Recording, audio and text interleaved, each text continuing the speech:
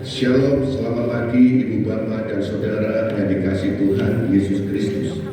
Natal tahun ini adalah kedatangan Tuhan Yesus datang ke dunia membawa damai sejahtera untuk kita semua. Sukacita Natal boleh menguasai hidup saudara dan kita semuanya. Natal tahun ini 2024, harapan saya adalah Natal ini boleh menjadi rumah Tuhan ini menjadi rumah kita untuk boleh bertumbuh di dalam iman, di dalam kita berjumpa dengan Kristus, berjumpa dengan pengenalan akan Tuhan yang benar, sehingga kita boleh memiliki keserupaan dengan Kristus. Kita boleh memiliki kesatuan di dalam kita berpikir dan bertindak, sehingga kita boleh ada keserupaan dengan Kristus. Kesatuan itu penting, seperti Bapa, Anak, dan Roh Kudus itu adalah satu. Maka kita sebagai komponen-komponen gereja boleh ada kesatuan di antara yang satu yang lain, baik itu gembala, wakil gembala, pengurus, diaken, dan juga jemaat semuanya boleh bergandengan tangan untuk mengenal Tuhan Yesus dan bertumbuh bersama di tempat ini sebagai rumah kita bersama. Apa makna gereja ekskaliasi untuk kalian? Untuk melayani Tuhan, untuk bertemu Tuhan, untuk beribadah, untuk bertumbuh secara rohani bersama. Kalau nggak takut waktu Tuhan, kalau nggak takut keluarga yang bisa menerima apa padanya. Kalau menurutku tempat yang paling enak di semuanya Segalanya. Yang membimbing adalah gereja tercinta. Membimbing gereja sampai waktu usia. Membimbing itu buat saya sangat berkesan. Pertama ya, saya dulu kan bukan anak Tuhan, terus apa itu suka keluyuran. Setelah diajak kayak membimbing, saya merasa kerasan dan itu sangat-sangat luar biasa buat saya. Jadi kedua, saya bisa bertemu dengan mantan pacar saya, sekarang jadi istri saya. Sampai sekarang itu saya juga terima kasih karena ada yang membimbing. Ada yang membimbing mau acara kemana, kan keluyuran banyak menggunakan uang. Tapi di sini kan enggak, jemput ke gereja, pulang, sudah ini. yang mendapatkan pengalaman banyak teman yang saling mengerti, saling kekeluargaan. Nyatanya, rumah bukan melihat bangunan beratap yang dialasi damai, namun tempat di mana kita dapat merasa pulang. Rumah Tuhan, rumah kita.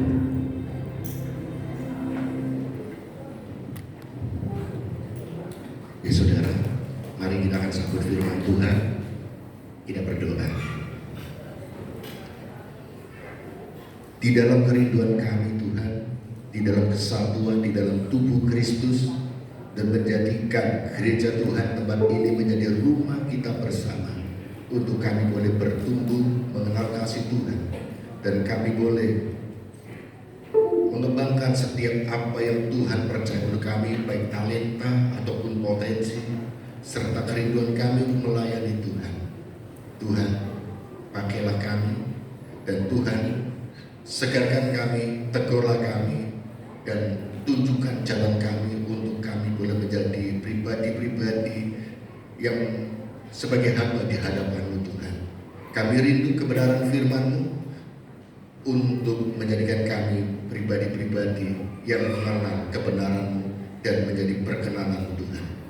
Pakai hamba-Mu Tuhan untuk menyampaikan kebenaran firman-Mu, boleh menjadikan evaluasi kami, menerjemahkan isi hati Tuhan untuk jemaat Tuhan di tempat ini, sehingga kami boleh mengerti maksud dan rencana Tuhan akan tema yang Tuhan berikan untuk kami di perayaan Natal tahun 2024 di gereja kami ini Tuhan. Terima kasih Tuhan, di dalam nama Tuhan Yesus Kristus kami berdoa dan mengucap syukur. Haleluya. Amin. Ibu Bapak dan Saudara dikasih Tuhan Yesus Kristus, nanti firman Tuhan sebentar akan disampaikan oleh hambanya. Beliau adalah Bapak kita, ya, beliau adalah penatua kita. Maka saudara tolong perhatikan handphone, kembali lagi HP handphone diperiksa untuk pesawat ataupun di silent ya, supaya tidak mengganggu penyampaian firman Tuhan. Dan saya mohon Ibu Bapak untuk tetap mengikutinya dalam penyampaian firman Tuhan sehingga kita bisa mendapatkan berkat yang penuh ya. Kita adalah jemaat Tuhan yang dewasa, jemaat yang kuat, maka kita menghormati dan ada kerinduan haus dan lapar akan firman Tuhan ya. Firman Tuhan akan disampaikan oleh hambanya Bapak Pendeta Insinyur Yonatan Biantoro MTH. Kami persilakan.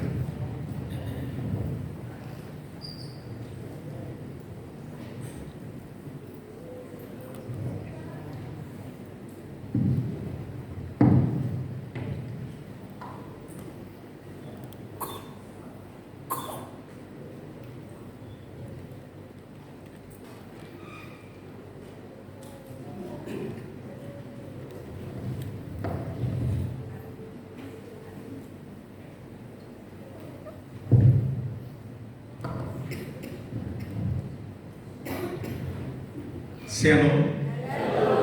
Puji nama Tuhan, Bapak Ibu saudara sekalian. Kalau saya boleh menyampaikan kebenaran firman Tuhan di GBPS Embong Blimbing ini dalam ibadah perayaan Natal, saya sungguh bersyukur karena saya percaya bahwa apapun yang terjadi itu selalu ada dalam koridor rencana Tuhan. Selalu apapun yang Tuhan izinkan terjadi itu pasti ada sesuatu di mana Tuhan akan bicara dengan kita. Nah, Bapak Ibu saudara sekalian, kita akan menyampaikan dengan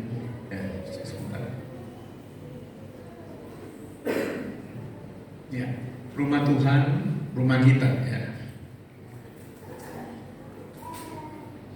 Ya, saya mengucapkan Merry Christmas atau Selamat Hari Natal kepada setiap orang yang hadir pada saat ini.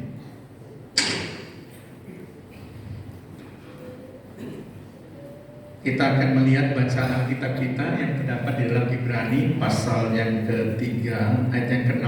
Ini ayat tema kita.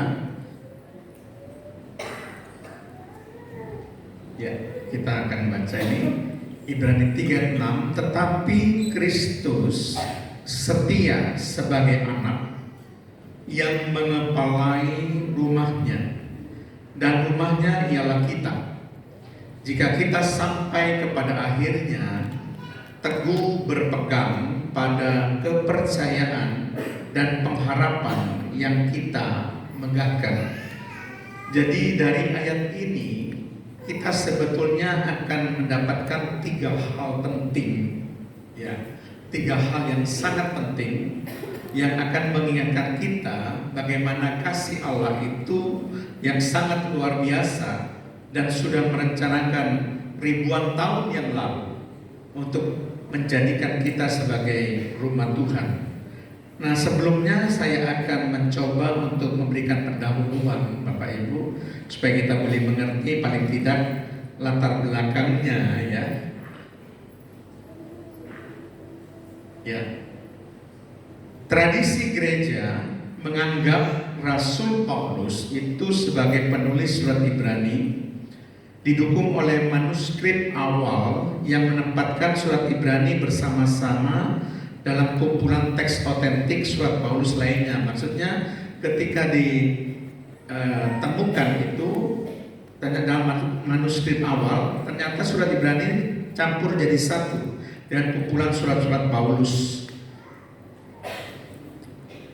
Kemudian yang kedua, Paulus itu menyebut Timotius selain sebagai anakku, juga menyebutkan sebagai saudara kita. Timotius sebagai saudara kita. Itu bisa dibaca nanti di rumah ya. Ibrani 13 ayat 23 dikatakan Timotius itu saudara kita. Nah, ini sama persis yang terdapat dalam surat-surat Paulus yang lain. Nadanya begitu sama, saudara ya. Nanti saudara bisa periksa di 2 Korintus 1 ayat 1, Kolose 1 ayat 1, 1 Tesalonika 3 ayat 2, dan Filemon 1 ayat 1. Di situ dikatakan Timotius saudara kita. Sama dengan Ibrani, gayanya sama kayak penyebutannya. Kemudian juga bukti yang lainnya, kutipan dari Nabi Habakuk, yaitu orang benar akan hidup oleh iman. Itu dalam Habakuk 2 ayat 4 dikutip 3 kali.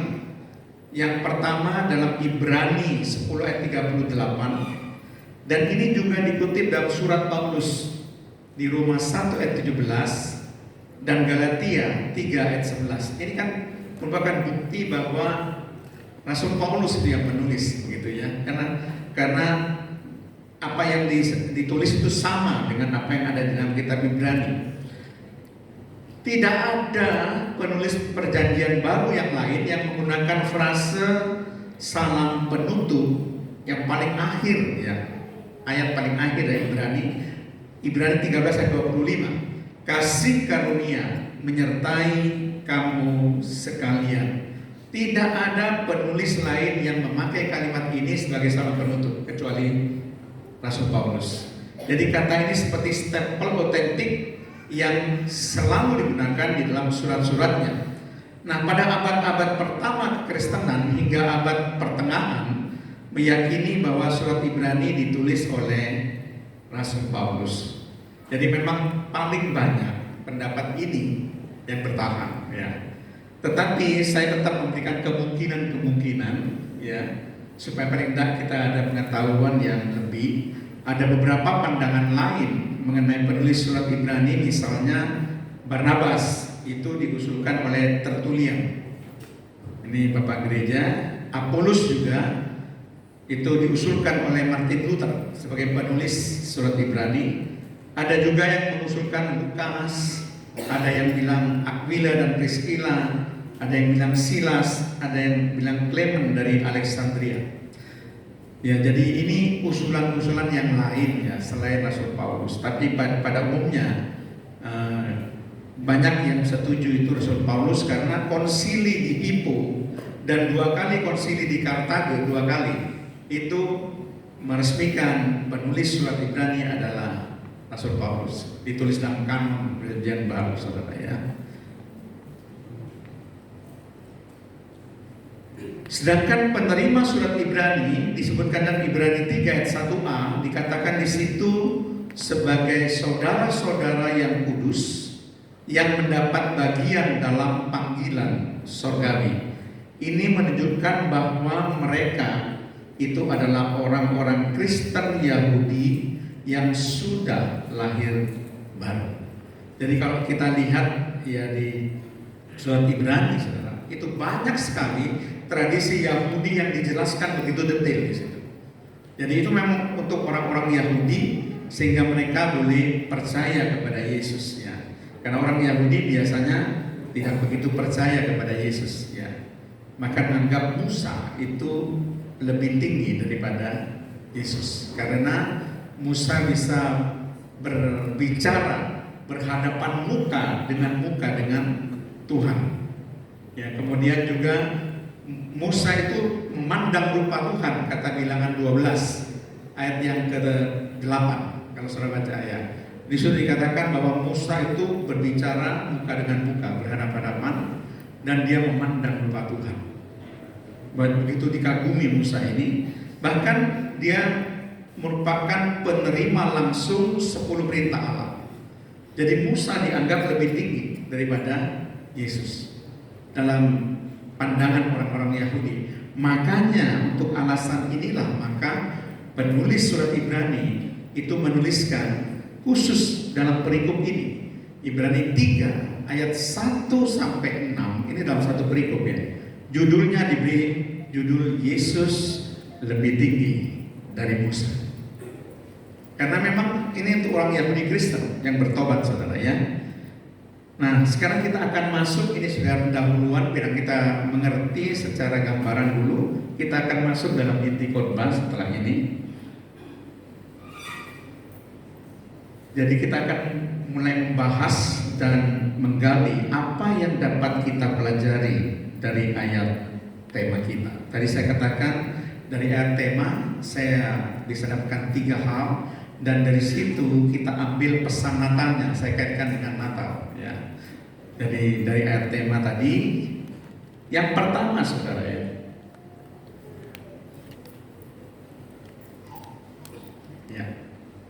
yang pertama dinyatakan dalam ayat tema kita bahwa Yesus itu sebagai kepala atau pemilik rumah Tuhan dan juga sebagai ahli bangunan yang membangun rumah Tuhan.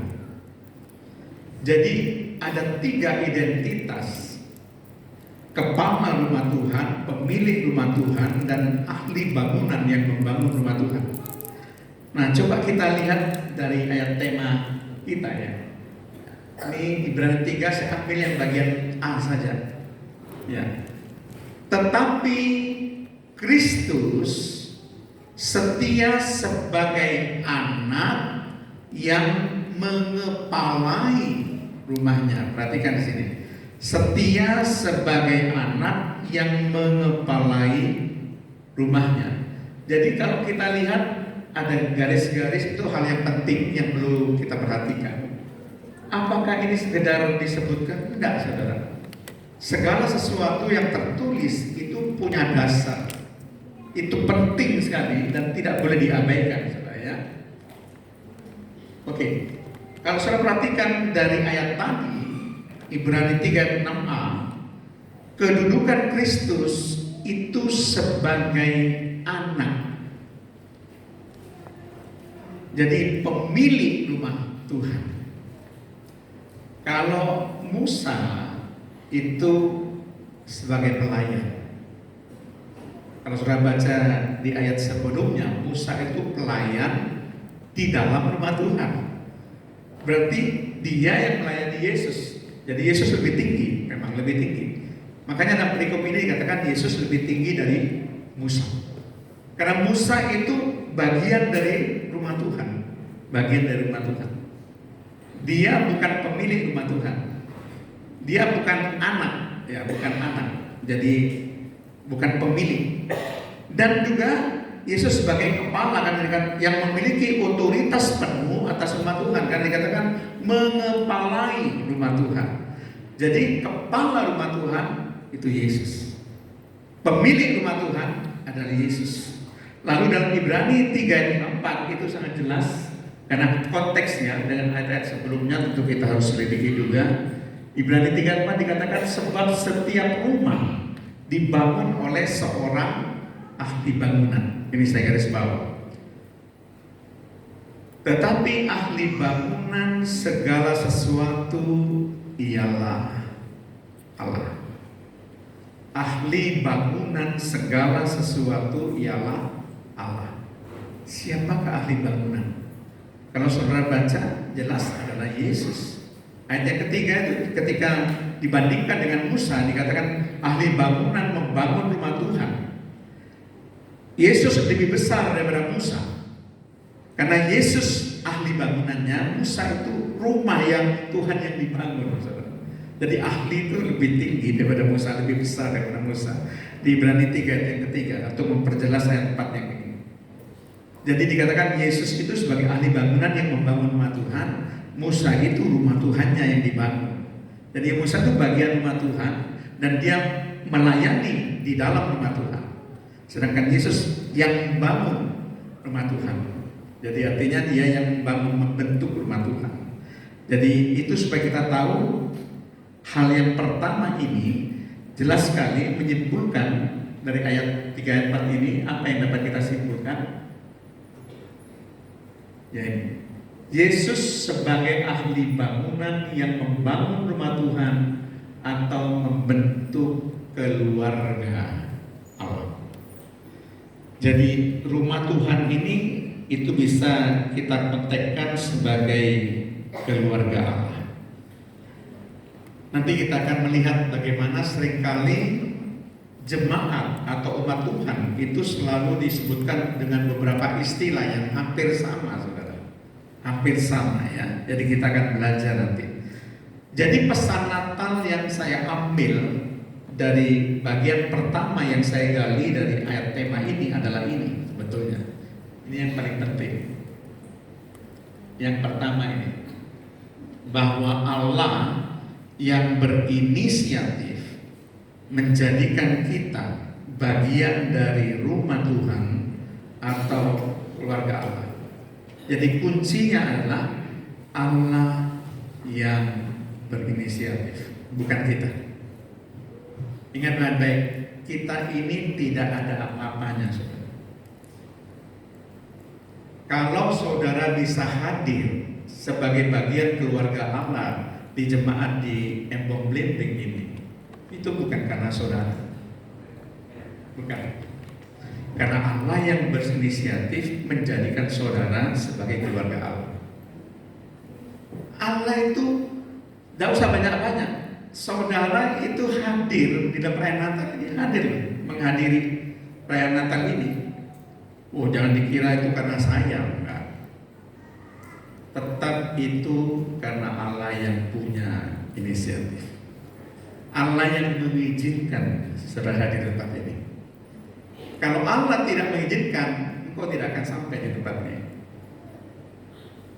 Jadi saudara bisa hadir saja itu bukan karena saudara. Enggak, saya sendiri Pak, saya bangun, saya bangun, saya mandi, saya nyetir sendiri. Iya, memang kami nyetir. Tapi Allah yang memberikan izin kepada kamu untuk bisa hadir di sini. Kalau Allah tidak mengizinkan saudara bisa hadir, tidak mungkin. Inisiatif kenapa saudara bisa hadir itu karena Allah. Saudara menjadi bagian keluarga di sini, bisa beribadah di sini, merayakan Natal di sini itu karena Allah, bukan karena saudara. Sekali lagi, bukan faktor saudara. Jangan ada seorang pun yang menyombongkan diri. Engkau bisa hadir sebagai bagian keluarga Allah di tempat ini, itu adalah inisiatif daripada Allah. Ya, saudara bisa hadir di tempat ini, kita bersyukur karena Allah sudah mengizinkan kita. Ya, kalau sampai Allah tidak izinkan, ada saja cara Allah bagaimana saudara, mungkin saudara tidak bisa hadir di gereja ini, mungkin hadirnya ke rumah sakit. Kalau memang Allah tidak izinkan, ada banyak hal ya saudara. Jadi saya bersyukur kita bisa sama-sama merayakan Natal di GPPS Embong Blimbing itu karena kasih karunia Allah. Karena kasihnya itu yang menyebabkan kita bisa hadir sama-sama dan merayakan Natal bersama-sama. Ini pesan Natal yang ingin saya sampaikan. Allah berinisiatif. Itu yang pegang. Allah yang berinisiatif. Saudara bisa menjadi bagian rumah Tuhan atau bagian keluarga Allah. Itu Allah yang berinisiatif. Dia mampu saudara, karena dia pemilik. Dia mampu karena dia ahli bangunan yang membangun. Dia mampu karena memang dia penguasanya saudara. Dan Allah yang bisa mengundang siapapun untuk menjadi bagian dari keluarga Allah saudara ya. Cuma perhatikan kaitannya, yang penting saudara perhatikan di sini saudara ya. Namun kita bisa menjadi rumah Tuhan atau keluarga Allah apabila kita diselamatkan. Ini titik poin penting, stressing poinnya, poin tekanannya. Engkau tidak akan pernah menjadi keluarga Allah kalau engkau tidak diselamatkan. Itulah kenapa Yesus harus lahir. Natal itu menggambarkan tentang Yesus. Natal itu menggambarkan kenapa Yesus harus lahir. Natal tidak bicara yang lain. Natal itu selalu bicara tentang pribadi Yesus, tidak bicara yang lain. Kenapa Yesus harus lahir? Kenapa Yesus datang menjadi manusia? Berinkarnasi jadi manusia. Kenapa saudara? Karena dia ingin menyelamatkan saudara. Sampai sedetil-detilnya Allah merencanakan bagaimana dia menyelamatkan saudara, sehingga saudara bisa menjadi keluarga Allah sampai sedetil-detilnya. Urusan nama saja tidak boleh dilanggar. Supaya menggambarkan betul-betul Allah punya rencana yang begitu besar sejak semula, bahwa Allah ingin menyelamatkan saudara sehingga saudara layak menjadi bagian keluarga Allah. Itulah sebabnya saudara, luar biasa, hal yang kecil yang detail sekali itu juga Allah inginkan supaya ditaati oleh Maria. Itulah sebabnya mengapa Allah menyuruh memberi nama anak laki-laki itu Yesus. Tidak boleh diberi nama yang lain, saudara. Nama yang lain tidak diizinkan lagi. Satu-satunya nama untuk anak laki yang lahir, namakan dia Yesus. Dalam konteksnya di sini. Kenapa saudara? Saudara perhatikan baik-baik ayat ini. Kenapa harus dinamakan Yesus? Di Matius 1 ayat 21. Ia akan melahirkan anak laki-laki dan engkau akan menamakan dia apa saudara? Yesus. Kenapa dinamakan Yesus? Karena dialah yang akan menyelamatkan umatnya dari dosa mereka. Kenapa harus nama Yesus, tidak nama yang lain? Karena arti nama Yesus adalah Dia yang menyelamatkan umatnya dari dosa. Di sini rencana Allah terpampang dengan sangat jelas. Yesus lahir untuk menyelamatkan umatnya dari dosa mereka. Nah setelah itu baru kau layak menjadi bagian keluarga Allah. Kalau engkau belum diselamatkan, saudara, belum diselamatkan, kita ada yang layak jadi bagian keluarga Allah. Jangan ngomong kita adalah keluarga Allah, kita masih berdosa, kita masih jauh hubungan kita dengan Tuhan, terpisah karena dosa. Kita nggak bisa, dekat saja nggak bisa kok. Apalagi menjadi bagian keluarga, mau dekat saja nggak bisa karena dosa saudara. Tapi Allah sangat luar biasa. Saya berikan satu ayatnya saudara ya. Saya ambil satu ayat di Efesus pasal 2 ayat 13. Tetapi sekarang di dalam Kristus Yesus, kamu yang dahulu jauh, sekarang sudah menjadi dekat oleh siapa? Oleh darah Yesus. Yesus lahir sebetulnya adalah untuk mati. Yesus tahu itu. Yesus lahir untuk mati. Mati bagi siapa? Mati bagi umatnya, bagi seluruh manusia, agar mereka diampuni dosa. Jadi Yesus sudah mengerti betul bahwa dia lahir untuk mati. Darahnya harus dicurahkan. Karena tanpa darah Yesus kita tidak mungkin bisa dekat dengan Allah, apalagi menjadi bagian keluarga Allah. Kita bisa dekat dengan Allah dan bahkan menjadi bagian keluarga Allah itu karena darah Yesus yang menembus dosa kita. Jadi inilah hubungan kenapa kita bisa menjadi keluarga Allah. Karena Allah punya grand design. Sejak semula Allah sudah merencanakan, punya inisiatif untuk menarik saudara menjadi bagian dari keluarga Allah. Jadi itu yang penting harus kita tahu. Dulu saudara jauh. Bagaimana bisa jadi keluarga Allah kalau saudara jauh? Hubungannya dengan Allah tidak mungkin. Nah sekarang saudara ditarik dekat oleh darah Yesus, dan engkau bisa layak menjadi bagian keluarga Allah. Amin saudara. Ini suatu kasih karunia yang sangat luar biasa saudara ya. Itu hal yang pertama dari bagian ayat tema yang saya ambil. Kan saya bilang ada 3 hal yang akan kita gali dan kemudian kita hubungkan dengan pesan Natal ya. Yang kedua saudara, bagian yang kedua,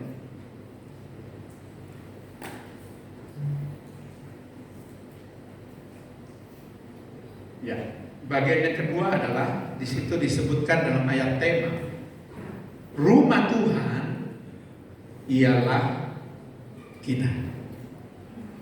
Kalau yang pertama, Yesus, kepala rumah Tuhan, pemilik rumah Tuhan, ahli bangunan yang membangun rumah Tuhan. Yang kedua, rumah Tuhan yang dibangun itu adalah kita. Coba kita lihat ayatnya, bagian B ya, Ibrani 3 ayat yang ke-6 bagian B. Di situ disebutkan dan rumahnya ialah kita. Nya ini tentu menunjuk pada pribadi Tuhan berbesar. Jadi rumah Tuhan ialah kita. Nah, saudara perhatikan baik-baik supaya kita tahu bagaimana rahasianya. Nah, rumah di sini bukan berarti bangunan fisik, bukan. Tetapi jemaat atau umat Allah atau kita sendiri. Jadi ini bukan, Yesus bukan bangun gedung rumah Tuhan, enggak. Yesus ini di sini membangun jemaat atau umat Allah atau diri kita. Nah, kata rumah dalam bahasa Yunani yang dipakai, kalau saudara perhatikan Alkitab bahasa Yunaninya itu dipakai kata oikos. Oikos ini pengertiannya saya lihat adalah household, bukan house, saudara. Tapi household, rumah tangga, atau home, rumah tangga, atau family, keluarga. Tidak menunjuk pada bangunan fisik, tidak. Tadi menunjuk kepada rumah tangga atau keluarga Allah, dan itu adalah diri kita, di mana hadirat Tuhan itu ada dan tinggal dalam diri kita, kuasa Tuhan ada dan tinggal dalam diri kita, kemudian kasih Tuhan ada dan tinggal dalam diri kita, kemuliaan Tuhan juga tinggal di dalam diri kita. Jadi kita ini sebagai keluarga Allah, di mana Allah diam di dalam diri kita. Itu kalau kita lihat dari bahasa aslinya, bukan bangunan fisik, bukan. Tapi household, ya, household itu rumah tangga, ya. Home bukan house. Home itu berbicara lebih ke arah rumah tangga atau family atau keluarga. Makanya saya lebih senang keluarga Allah, begitu aja lah. Ya. Nah, di sini sudah perhatikan seringkali Alkitab pakai ini, saudara. Seringkali Alkitab, di mana jemaat atau umat Allah sebagai rumah Tuhan adalah merupakan metafora Alkitab atau dibandingkan, ya, perbandingan. Metafora Alkitab yang sering diulang dengan berbagai istilah. Di sini saya berikan contoh, tidak saya baca ya, tapi contoh saja. Kalau saya lihat di Ibrani 3 ayat 6 dikatakan di situ rumahnya atau rumah Tuhan. Ibrani 3 ayat 6 itu ayat kita, ya, ayat tema kita. Tapi kalau saya lihat di Efesus 2 ayat 19 dan 1 Timotius 3 ayat 15, di sini disebutkan keluarga Allah. Kalau saudara lihat di 1 Korintus 6 ayat 19 dikatakan bait Roh Kudus. Ya. Kemudian 1 Korintus 3 ayat 16 dan 2 Korintus 6 ayat 16 dikatakan bait Allah. 1 Petrus 2 ayat 5 dikatakan rumah rohani. Jadi bukan bangunan fisik. 1 Petrus 4 ayat 17 dikatakan rumah Allah. Jadi kita ini rumah Tuhan, kita ini rumah Allah, kita ada keluarga Allah, kita bait Roh Kudus, kita ini bait Allah. Amin, saudara. Itu yang diindikasikan dan ini dipakai di sepanjang Alkitab, terutama tulisan daripada Rasul Paulus. Jadi seringkali memang Alkitab memakai istilah-istilah yang berbeda-beda, tapi menunjukkan itu bukan bangunan fisik gedungnya, tapi jemaat atau umat Allah, dan kita inilah keluarga Allah. Kita ini rumah Tuhan, kita ini rumah Allah. Gitu. Maksudnya begitu. Jadi kesimpulannya, saudara, jadi setiap orang percaya yang telah diselamatkan adalah bagian dari rumah Tuhan atau bagian dari keluarga Allah. Kita adalah keluarga Allah, tapi kita perlu diselamatkan.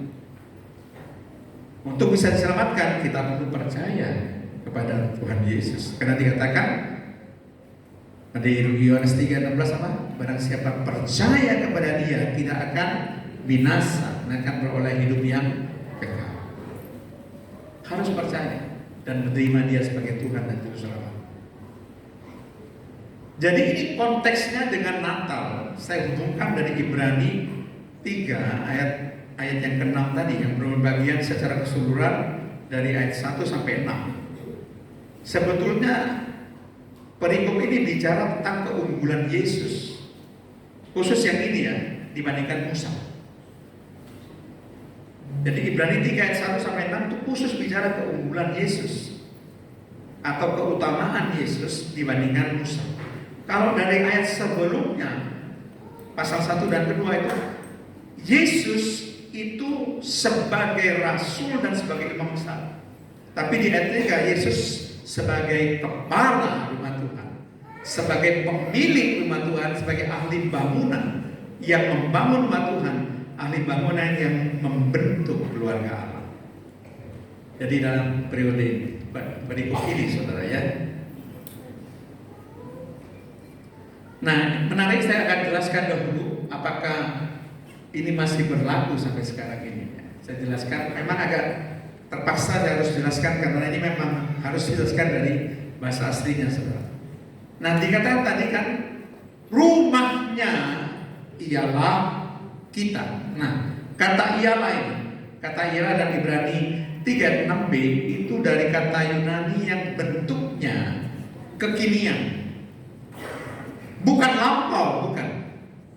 Tapi kekinian, yaitu dari kata esmen.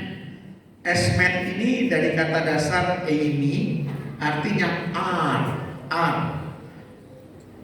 ya, artinya dalam bentuk present indikatif. Secara realita ini bentuknya present, jadi ar. Jadi dikatakan di situ bahwa kalau saudara perhatikan, rumah Tuhan ialah kita. Jadi rumah Tuhan ialah kita. Kalau dalam bahasa Inggrisnya itu lebih jelas ya, Nanti coba saya akan lihat. Nah, coba ayat yang ke-6 ya. Kalau kita lihat dalam bahasa Inggrisnya dikatakan begini.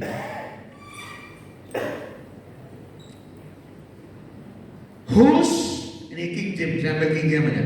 Whose house are we? Ini bentuk present, bukan bentuk lampau, ya, bukan bentuk lampau.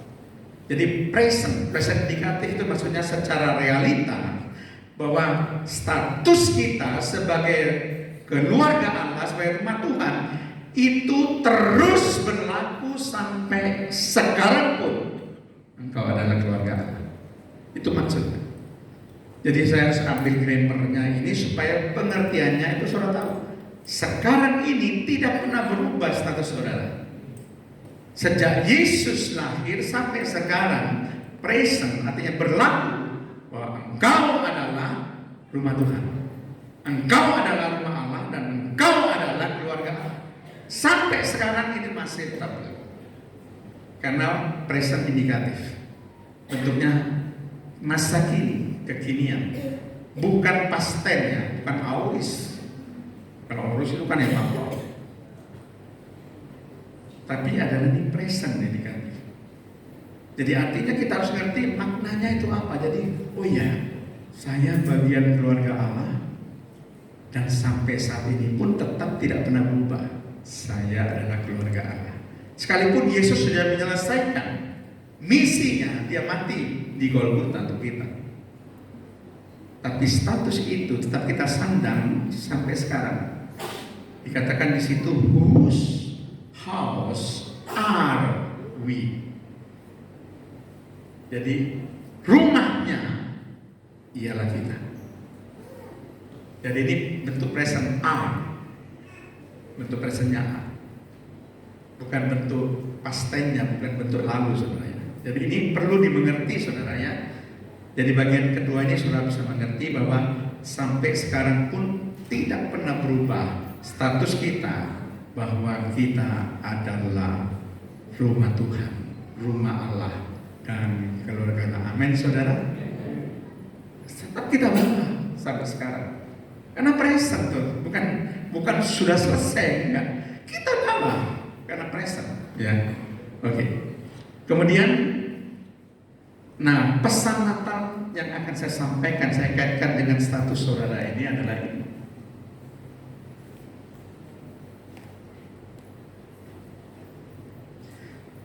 Sebagai keluarga Allah, tentu kita punya yang namanya privilege atau hak istimewa. Tentu dong. Kalau saudara punya orang tua, papa mama, punya anak misalnya, tentu saudara sebagai keluarga, anggota keluarga saudara, tentu diperhatikan. Tidak ada orang tua yang tidak memenuhi semua keperluan anaknya. Tidak ada. Dari kecil dibesarkan, diberikan susu, vitamin, pokoknya dipelihara lah. Mulai dari bayi yang lemah begitu ya, sampai menjadi kuat seperti saudara sekarang ini. Itu kan yang melihara siapa? Orang tua saudara dong. Kenapa melihara? Karena saudara punya privilege. Saudara bukan orang lain, saudara bagian keluarga Allah. Tentu orang tua akan mempersiapkan betul-betul segala keperluan saudara sampai saudara berada dewasa ini, sampai menikah dan jadi dewasa sekarang. Itu kan jasa orang tua kita yang memperhatikan keperluan kita kan. Demikian juga masa depan saudara. Engkau disekolahkan, diberikan bekal ilmu supaya bisa bekerja. Nah ini privilege, hak istimewa. Dan saya percaya sebagai keluarga Allah kita punya privilege. Saya percaya Allah pasti akan memelihara kita. Allah itu pasti memenuhi segala keperluan kita. Karena Filipi 4:19 katakan Allah akan memenuhi segala keperluan kita menurut kekayaan dan kemuliaannya di dalam Kristus Yesus. Saya bangga sekali. Dikatakan menurut kekayaan dan kemuliaannya yang tidak terbatas. Kalau manusia di dunia ini masih terbatas, orang tua dunia masih terbatas. Tapi Allah yang memelihara kita itu tidak terbatas. Allah sanggup memelihara saudara, memenuhi kebutuhan saudara sampai selama-lamanya. Karena menurut kekayaan dan kemuliaannya, luar biasa. Saya pikir Tuhan terima kasih. Karena Engkau sudah menjadikan aku keluarga. Engkau memberikan pada aku privilege. Aku diperhatikan, aku dipelihara, aku dipenuhi keperluanku. Bahkan kalau saudara lihat Matius pasal 6 ayat 32 dikatakan, Bapamu yang di surga tahu apa yang kau butuhkan. Matius 6 ayat 32. Tahu apa yang kita butuhkan. Itu Bapa. Karena kita bagian keluarganya, kita anaknya, saudara. Kita anak Allah. Jadi tentu semua kebutuhan kita, termasuk hari esok atau masa depan kita, itu pasti dipersiapkan oleh Tuhan. Saya yakin dan percaya saudara punya hari depan yang penuh harapan. Saudara punya masa depan yang sungguh-sungguh ada, dan harapanmu tidak akan pernah hilang. Saya percaya saudara, rancangan Allah akan hari depanmu bukan rancangan kecelakaan, kata Yeremia, tapi rancangan damai sejahtera. Itu Allah saudara. Karena saudara punya privilege. Saudara bukan orang lain bagi anak kau, bagian keluarga Allah. Tentu Allah bertanggung jawab untuk memelihara saudara. Amin. Nah kita akan lihat yang ketiga, bagian yang ketiga yang terakhir dari ayat tema kita.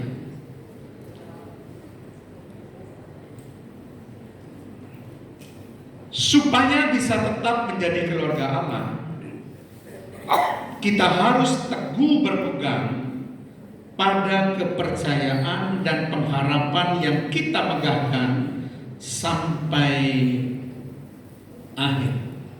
Ingat ya, kata sampai akhir itu menuntut kesetiaan kita untuk terus teguh berpegang pada kepercayaan dan pengharapan. Nah, Bapak Ibu Saudara sekalian, kalau saudara ingin tetap menjadi keluarga Allah, kita harus melakukan ini. Karena ini syaratnya. Jika, nah itu berarti syarat yang harus kita penuhi. Ibrani 3:6c ya. Ini ayat tema kita. Saya ambil bagian yang C. Jika kita sampai kepada akhirnya teguh berpegang pada kepercayaan dan pengharapan yang kita megahkan sampai pada akhirnya. Tidak boleh berhenti di tengah jalan, tidak boleh. Sampai akhir. teguh pada kepercayaan. Kalau di dalam konteksnya ayat selanjutnya dikatakan keyakinan iman pada Kristus. Jadi artinya, coba kita lihat di ayat dalam secara konteks ya, kita baca ayat yang ke-14 saudara ya, untuk menjelaskan ini konteksnya.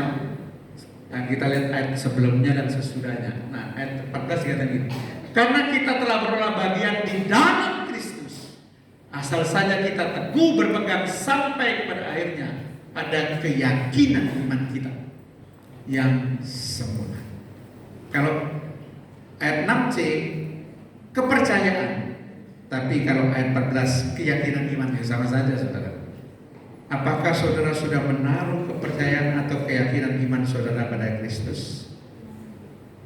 Apakah sudah menaruh pengharapan saudara pada Kristus sampai pada akhir? Kalau saudara ingin tetap menikmati sebagai keluarga Allah, kita harus lakukan itu. Kita harus menaruh kepercayaan kita atau keyakinan iman kita pada Kristus. Kita harus menaruh pengharapan kita kepada Kristus, bukan yang lain. Menaruh harapan hanya kepada Kristus. Kalau melakukan itu sampai akhir, kita akan lihat bagaimana hidup kita betul-betul akan dipelihara sempurna oleh Allah sampai kita bertemu Dia ketika Dia datang kedua kali. Jadi ini sesuatu yang perlu kita renungkan baik-baik. Ya, lalu kita akan simpulkan, saudara. Renungkan pesan Natal kali ini yang sudah saya bahas.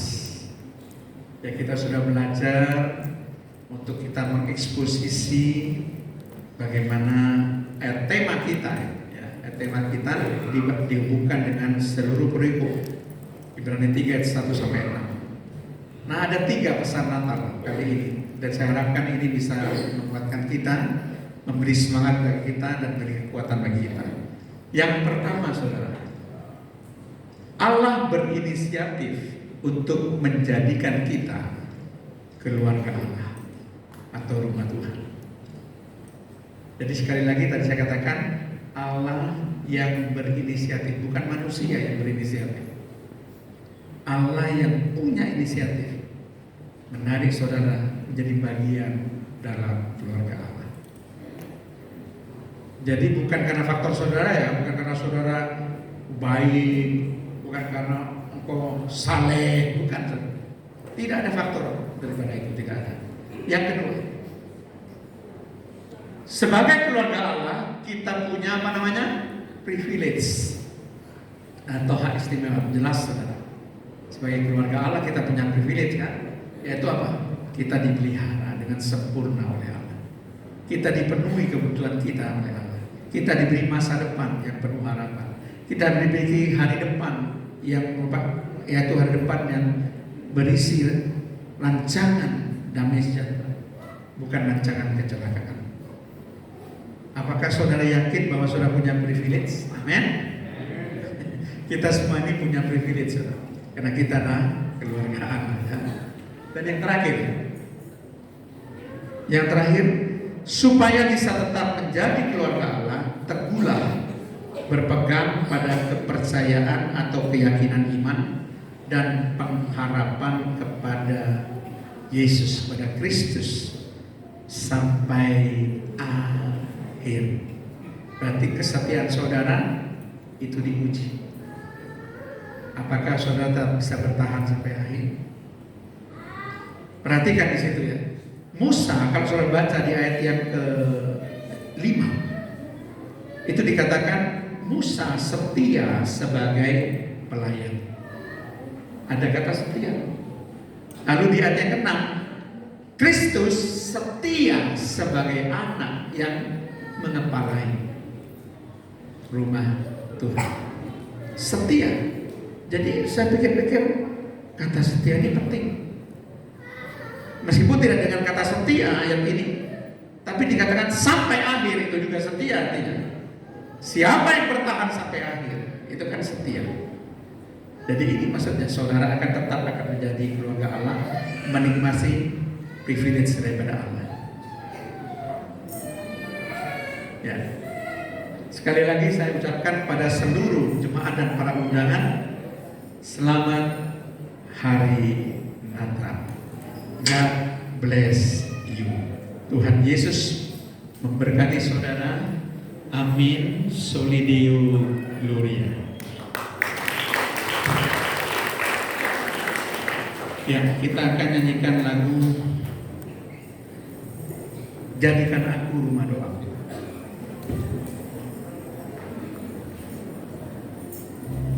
Saya sudah cari di YouTube, sebetulnya ada lagu judulnya persis Pak, Rumah Tuhan Rumah Kita. Cuma lagunya nggak pernah dinyanyikan.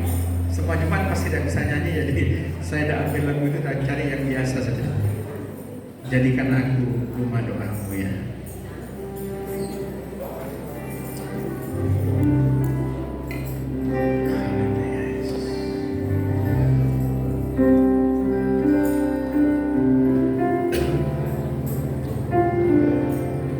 Mari kita bagi berdiri.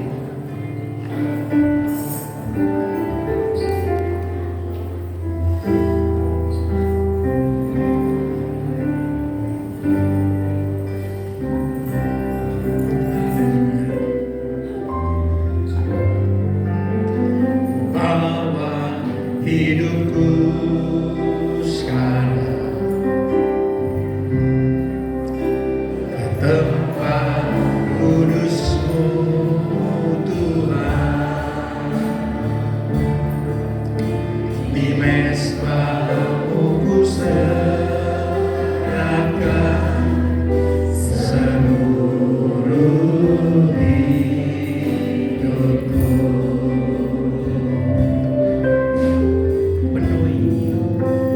Penuhi hatiku sekarang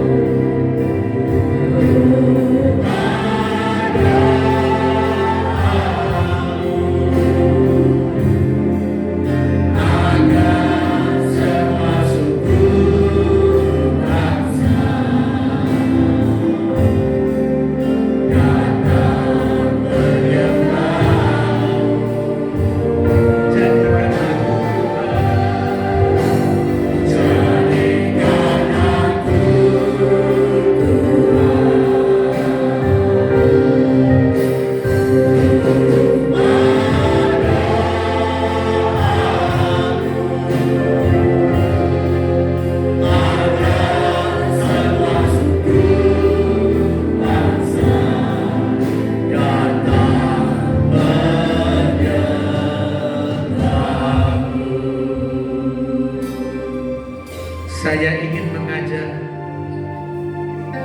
semua jemaat GPPS Kaliasin dan segenap undangan, mari kita renungkan pesan Natal ketika kita merayakan Natal di tempat ini. Karena Allah begitu mengasihi saudara, maka Allah berinisiatif untuk menjadikan saudara, menarik saudara menjadi keluarga Allah. Dulunya saudara jauh dan terpisahkan karena dosa. Karena kasihnya, Yesus lahir dan menjadi manusia. Yesus tahu bahwa dia lahir untuk mati. Karena tanpa penumpahan darah tidak ada pengampunan. Tanpa penumpahan darah kita tetap akan jauh terpisah daripada Allah. Hanya karena kita diselamatkan oleh Yesus Kristus, maka kita bisa menjadi keluarga Allah dan menikmati hak istimewa, privilege sebagai keluarga Allah, di mana Allah akan memperhatikan keperluanmu. Mungkin saat ini kau membutuhkan sesuatu, saya nggak tahu. Keperluan yang kau mungkin tidak ceritakan pada orang lain. Tapi Allah sebagai kepala rumah tangga, sebagai kepala rumah Tuhan tahu keperluan. Tidak ada yang tersembunyi di hadapan Allah. Matius 6 ayat 32 katakan, Bapa di surga tahu apa yang kau perlukan. Sampai sedalam-dalamnya Allah pun tahu apa yang kau perlukan. Mungkin masalah finansial, masalah hubungan keluargamu, orang tua, anak, suami, istri, masalah rumah tangga. Allah itu tahu, karena dia sebagai kepala, dia mengerti setiap kebutuhan anggota keluarganya. Dan Allah menginginkan supaya kita tetap menaruh kepercayaan, tetap menaruh keyakinan iman hanya pada Yesus, menaruh pengharapan hanya pada Yesus, sampai akhir engkau tidak pernah bergeser pengharapanmu daripada Yesus.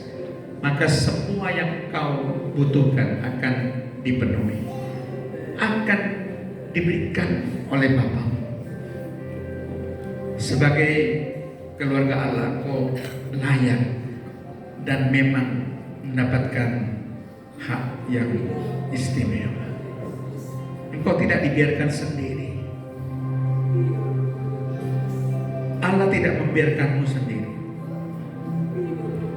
Allah sungguh-sungguh berada bersama dengan engkau, memperhatikan setiap langkah demi langkah hidupmu. Karena hidupmu ada di dalam tangannya.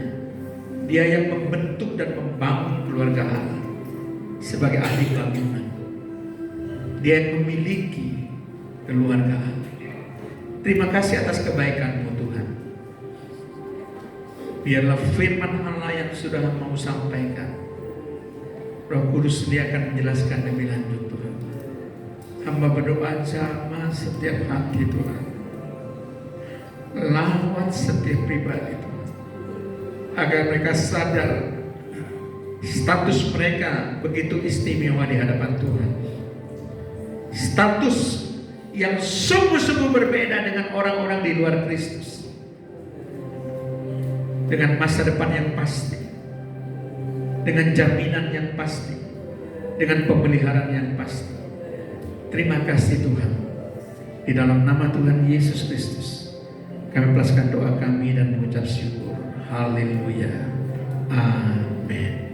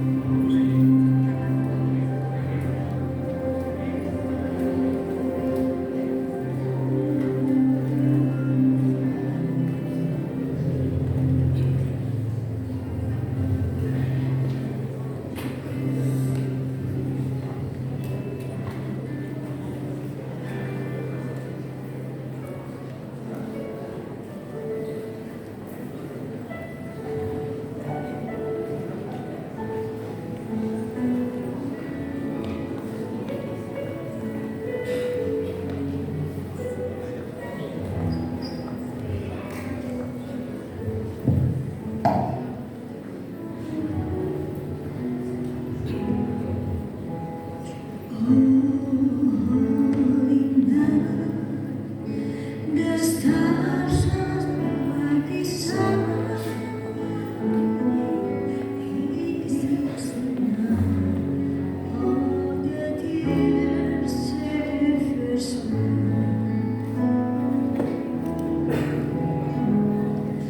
long later it's either and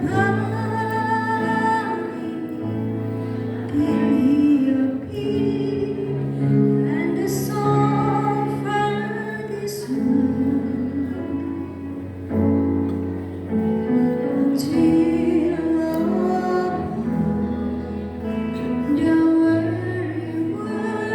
rejoices for yonder a new and glorious